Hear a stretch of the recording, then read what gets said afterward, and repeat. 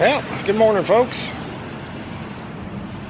It's up here at the greenhouse area and where everything's planted, checking things out this morning. I've been gone for work for about, it's been about 4 or 5 days, and it's definitely amazing to me how much things can change in 4 or 5 days when you're not looking at it every day. But our tomatoes are definitely taking off.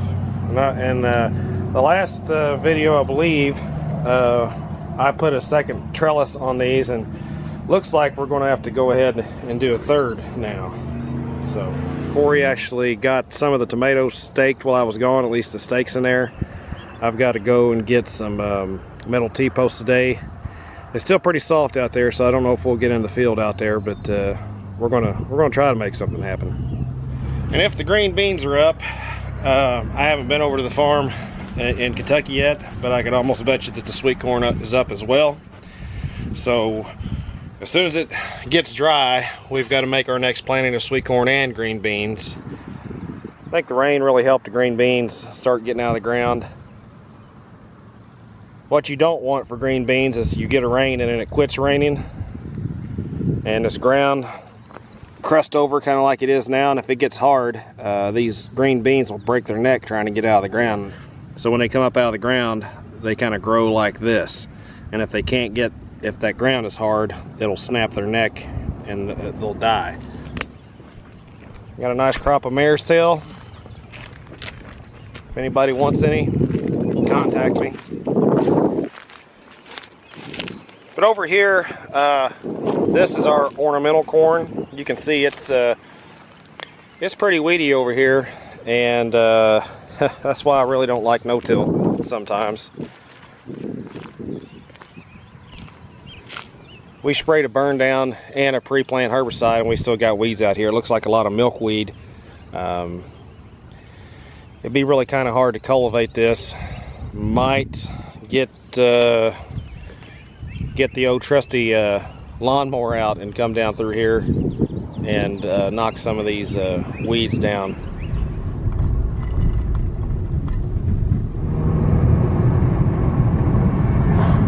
Alright, made it back from Lowe's with our fancy metal T-post. So what we're going to do now is we're going to drive our metal T-post here on the ends of each row. And I believe I got 20, so we can put 5 metal T-posts in each row. So we'll definitely put one on each end, one in the middle, and then kind of split the difference with the rest of them. But the reason we're doing this is because you see the wooden stakes out there. They don't want to hold up that well. Like we got in the greenhouse, we've got them spaced every 4 plants. And we can get away with that because the metal T-posts, don't want to lay over or anything like that. So every 2 plants we put a wooden stake.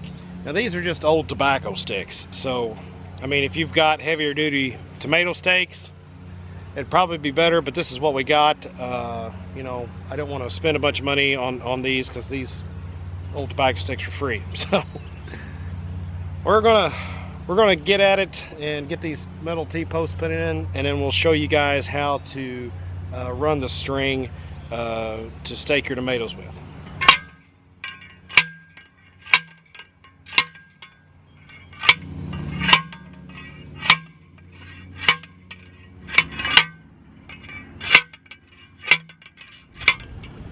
Alright, so we got all the metal T-posts here and all of our wooden stakes in our rows. So again, I think we ended up putting the metal T-post about every 42 plants. There's like 170 some plants in this row, or all these rows a piece.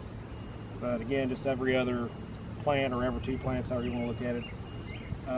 So we're going to be using the Florida weave method, and this is the actual Florida weave method, which is a little bit different than what we did in the greenhouse. What we did in the greenhouse is kind of like a hybrid Florida weave, so to speak.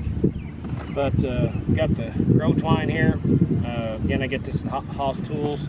It's got a little thing here you can loop in on your belt. Makes it a lot easy to tote around, and then get you just a piece of PVC pipe and run the string through the pipe. And when we start out here, we'll just tie off down around the bottom. These plants are a little bit on the taller side, so we can probably get away with about 3 or 4 inches from the top or from the bottom. And just tie you a hard knot here, however you want to do it. So you want to keep your string kind of tight when you're going through here, so you can actually, you know, use your hand up here on this pole and hold the string, and that will keep it tight. Because if you get it loose and it going around everywhere, it'll cause you problems. So again, we're going to start out. We'll go on one side of one plant and on the opposite side of another plant. When we get to our stake, we'll wrap the string around and then repeat the process. You're on one side of the plant and then on the other side of the other plant. And some of these will be like, you know, down on the ground. You have to help them up. The first time staking is usually the hardest. But this will help the plant stand up. And since these plants are a little bit taller, it'll help them, protect them against the wind a little bit. But again, you're just weaving basically in and out of the plants. That's what. So we're going to do this same process all the way down to the end. Once you get down to the other end on the other metal T-post, you wrap it around that metal T-post and you come back this way. So when you come back, you're doing it opposite. So if you can see that, we're kind of sandwiching the plant in between the string.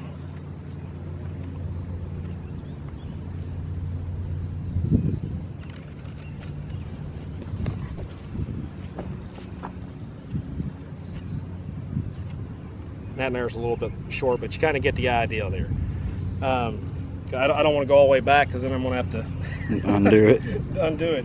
But you know that it really does a good job of holding the plants up. Now, if you've got like 10 tomato plants in your garden, I mean, of course you can do this, but it'd probably be just easier just to go get some tomato cages, because you can buy some tomato cages for about $2 a piece. But again, you know, we've got a little over 1/4 acre of tomatoes here, so it's not feasible for us to go and buy tomato cages to do this. So, you know, we'll do this probably 3, 4, maybe even 5 times. You know, as long as the plant keeps growing up, we'll keep doing this. It'll keep them from blowing over. It'll keep the fruit from hanging on the ground or laying on the ground. So we've had real good luck with this in the past. The only problem with it is that cleanup is not fun, because we have to pull all these stakes back up out of the ground. We got to gather up all this string. That's the only downfall of it. But this string is pliable, so you don't have to worry about getting it too tight around your tomatoes. It stretches, and it'll let your tomatoes grow. So you don't have to worry about that. We're going to get at it.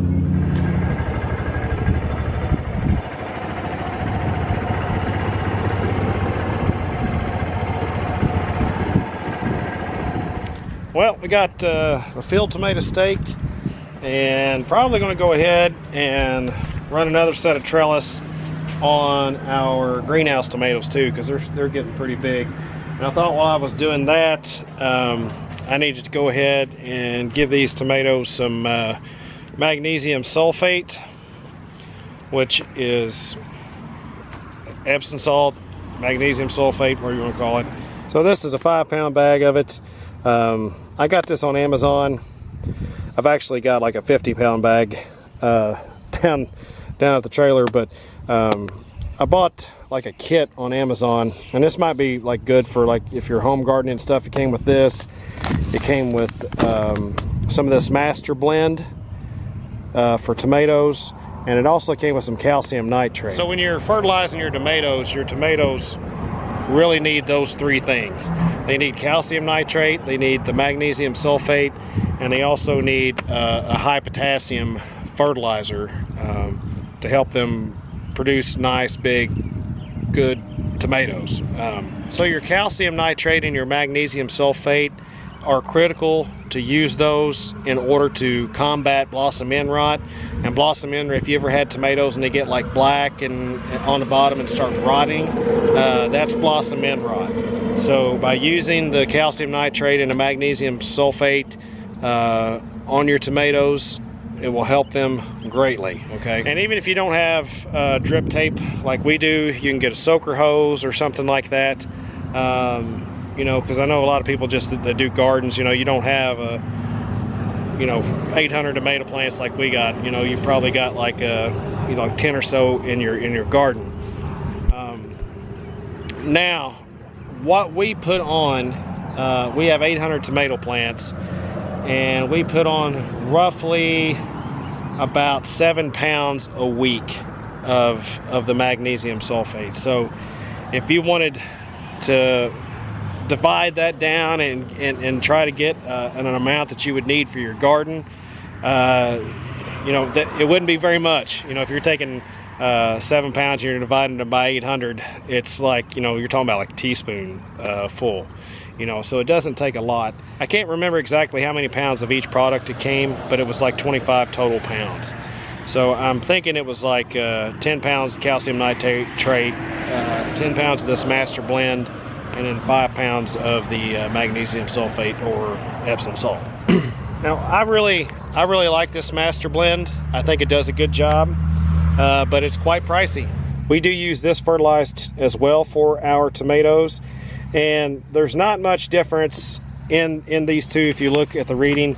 You know, that's a 9-15-30. This is a 4-18-38.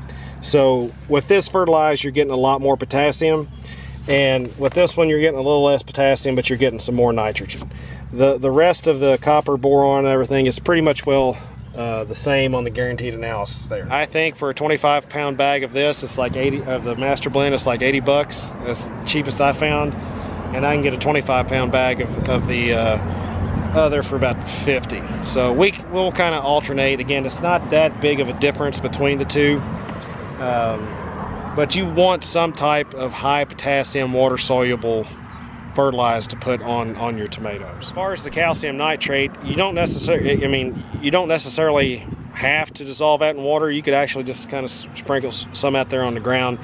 The master blend and the other, the 9-15-30, those are water soluble fertilizers, so those would have to be run through a soaker hose. The magnesium sulfate and the calcium nitrate, I don't believe you'd really have to do that, but you don't want to overdo it. On the master blend, we put about 14 pounds a week on 800 tomato plants.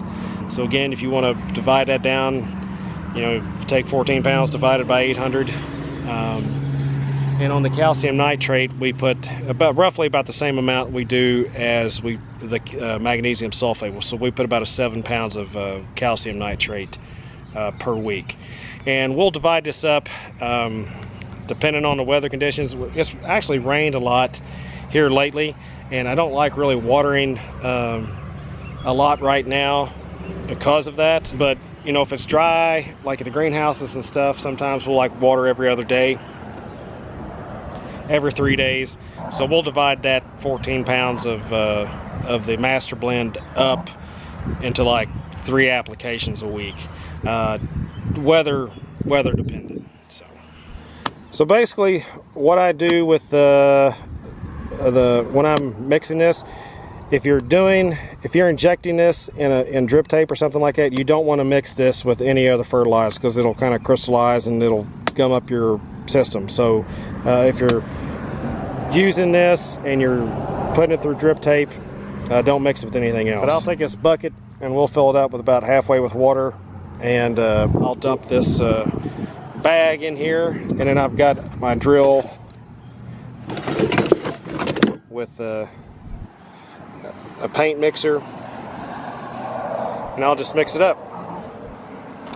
Then we'll turn on the water, and I'll let all of the drip tape fill up and make sure it's full, let it run for a little bit, and then we'll just kind of turn on the dosatron here, and it'll suck everything out of the bucket and take it and put it where it needs to go.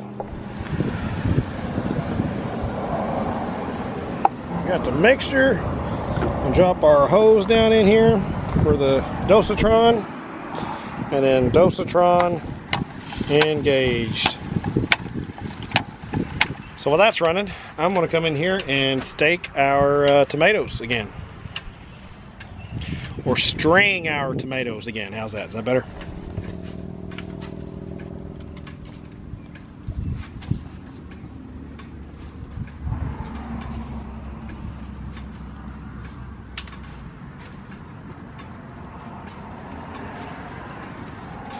So that's pretty much what we're going to wrap up this video, folks. Hope you enjoyed the content. We got a lot more stuff coming up. Going to be working on the store. Got some more stuff to plant. So make sure you hit that like and subscribe button if you would. That really helps us out.